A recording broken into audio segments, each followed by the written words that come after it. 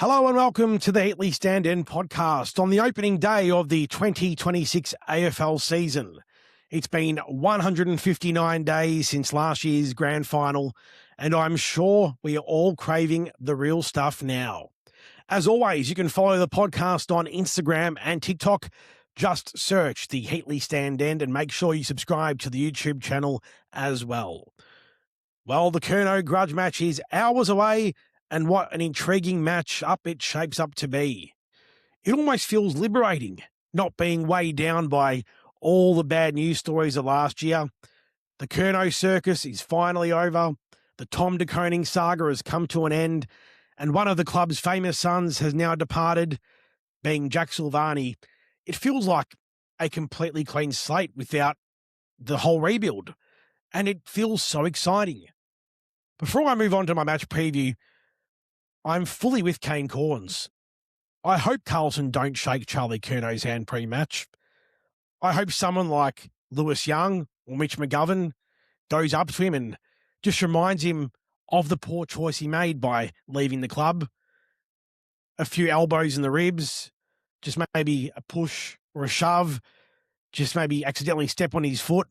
Just remind him that they're going to be around him and make him earn every single kick out on the SCG tonight. And Jagger Smith makes his long-awaited debut tonight. It's been a beautiful pre-season and a great build-up for Jagger. He hasn't looked out of place in the two practice games against Brisbane and Geelong, and he looks like he's put in the work and will be a beautiful acquisition for the Carlton Football Club throughout 2026. Father-son pick Harry Dean also earns his first game for the club, son of 1995 premiership player Peter Dean. Interesting to see how he'll go in the back line alongside Wiedering and Lewis Young. Two former Swans, Ollie Florent and Will Haywood, also have something to prove as they line up against their old side for the first time tonight. And we welcome Ben Ainsworth, Liam Reedy and Campbell Chesser, who all play their first games in the navy blue this evening. Taylor Byrne, he's an emergency tonight, and I'm a little bit surprised by that. Would have loved to have seen him given an opportunity, probably ahead of Lockie Fogarty, although I can see a time this season where Byrne will probably squeeze Fogarty out of the side as we go on into July and August. The other selection I'm been probably questioning over the last 20 hours since the teams came out is the selection of Lewis Young. Now, look, Lewis Young, he's someone who has a crack, tries hard, but I don't think he's probably at the level that we need for an AFL footballer. He's probably in that level between the VFL and the AFL. He's more a depth selection for our defence.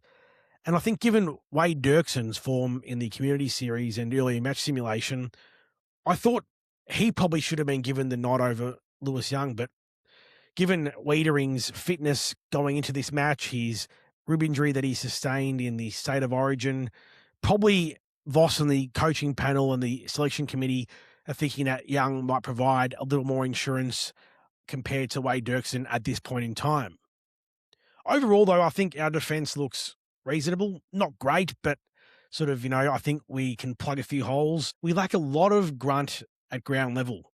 There's not a lot of run off that half back line. So I'm hoping once we get a few plays back, like Newman, like Chira, you can probably see that fluidity off the half back line and a bit more transition as we come out of defence into the midfield. Now, I know we've added some speed to the side over the off-season, but I still am concerned about selecting two ruckmen. Now, this has irked me since the very first gather round when we played Adelaide on that Thursday night and we got towed up and we looked extremely slow.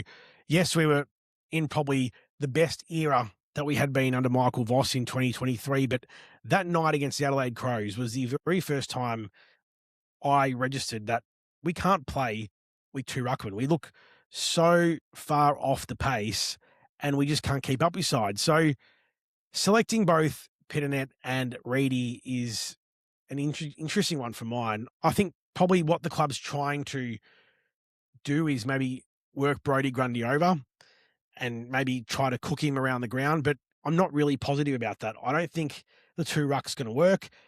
it didn't really work well with De Koning and Pitternet. De Koning would go forward more so than what I think Liam Reedy will go forward. So I reckon we're going to get burnt. I think Michael Voss has been sucked into thinking we've got 5 on the bench and we actually can go down the path of having 2 rucks, but I can just see it being a total failure tonight. And I hope probably as the season progresses, Vossi and the coaching panel adjust and realise we can just get by with having Pitternet as the main ruckman and getting Harry Mackay to take the bulk of the ruck work in attacking 50, just like Geelong used to do with Tom Hawkins. From a Sydney point of view, along with Charlie Kerner, they welcomed Jai Sarong and Malcolm Rosas Jr. into their side. And this is going to be a challenging match for Carlton. For as long as I can remember, the SCG has not been a happy hunting ground. Sydney has won 14 of its last 16 matches against Carlton at the SCG by an average margin of 40 points.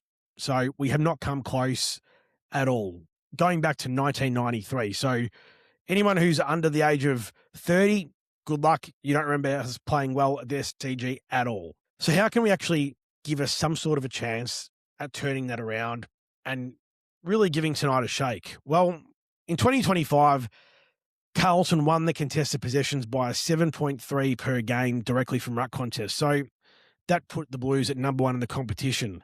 Now, we know that it's not going to be an issue winning the ball, especially with Cripps and Hewitt in the engine room. But what has been an issue is once we've won the ball, we need to improve on getting cleaner. Once we've got possession, working out what our next possession is going to be, especially in the forward third. We need to be awake to the fact that when moving the ball from defence, the Swans use the wing about 35% of the time. That's the second highest percentage in the league. So we really need to set up to make sure we can block the run of Goulden, block the run of Blakey, and make sure the Swans aren't being able to create plays via the wings. And this is probably Captain Obvious, but this is something that we haven't been able to do the last few times we've met the Sydney Swans up in Sydney. We need to make sure that we shut Haney and Warner down. The Swans have won 17 of their last 20 games when Isaac Heaney has reached 25 disposals. Last year in round 10, he had 38, kicked 2 goals, clearly best on ground, and was the difference. In that same game, Chad Warner, 30 disposals, 630 metres gained, 2 goals and 3 score assists. Just completely blitzed us. So being able to negate those two will go a long way for our midfield to get on top. Now, when we speak about the midfield groups, this is ignoring the wingers and the occasionals. For Sydney, you'll have Grundy, Goulden, Warner, Heaney, Rowbottom and Sheldrick in the guts against a combination of Pitnet, Reedy. Then you'll have Sam Walsh, Patrick Cripps, George Hewitt, Jagger Smith will probably run through there, Cooper Lord, and Elijah Hollands will probably get a run through there. Now, Grundy definitely has the edge in the ruck, and I think really it's not as clear-cut who the better midfield group is. Obviously, Chad Warner and Heaney have totally blitzed the Blues in recent times, but Cripps is a dual Brownlow medalist. Sam Walsh looked back to his best against Geelong. Jagger Smith, he could be an absolute surprise packet and get under the guard of the Sydney Swans tonight. And we know George Hewitt is captain consistency. So I really think the battle in the midfield is pretty even. Just on another note, before I wrap up today, I think the scheduling of opening round is absolutely appalling. It's shithouse from the AFL. Like, seriously, it's a beautiful sunny day in Melbourne, 25 degrees, and the MCG is sitting vacant tonight. 25 degrees in Melbourne, and you could have over 90,000 people at the MCG for a Carlton-Sydney opener to kick off the season. And what? At the MCG, tumbleweeds and crickets. What a disgrace. Now, I understand that the AFL want to grow the code in the northern states, but that was something that they wanted to do when the NRL were playing in Vegas. Well, where are the NRL this week? They're not in Vegas. The NRL are back home, playing in the northern states. So that clear air that the AFL was selling opening round on in Queensland and in New South Wales, it's no longer there. So what is the actual point? I don't understand. If you're not getting clear air with the NRL back in town from Las Vegas, well, why not just play all 9 matches across this weekend? make it an absolute bonanza. We've got a public holiday on Monday where we could be playing football. Now, I'm so glad that the AFL, in their wisdom, have decided to schedule St Kilda and Collingwood on Sunday night, because for the last 3 years, while we've played on the Labor Day weekend, we haven't used that holiday at all. Beautiful opportunity now on Sunday for St Kilda and Collingwood to get a bumper crowd. But that's what should be happening tonight. And lastly, now, I'm not too sure whether this is a conspiracy or not, but I'll go down this path anyway. The fact that the AFL have not scheduled a Melbourne fixture between Carlton and Sydney, knowing the factors and the bad blood that exists with Charlie Curnow and the wider Carlton faithful, I think they've missed a real chance here. It would have been magnificent to see Charlie Curnow come back into hostile territory, the crowd get stuck into him, and really give him a hard time. But in 2026, we're not going to get that.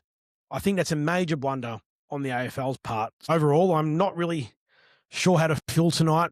Usually I'm pretty nervous before a game, but I feel a strange sense of calmness. I'm not sure if that is to do with the fact that we probably won't win, but in saying that, I don't think we will be belted. I think we'll be pretty plucky.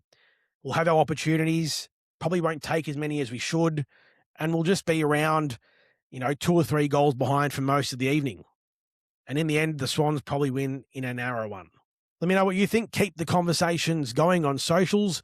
Just search the Heatley Stand on TikTok and on Facebook. And make sure you subscribe to our YouTube channel. Fingers crossed and enjoy tonight. Go Baggers.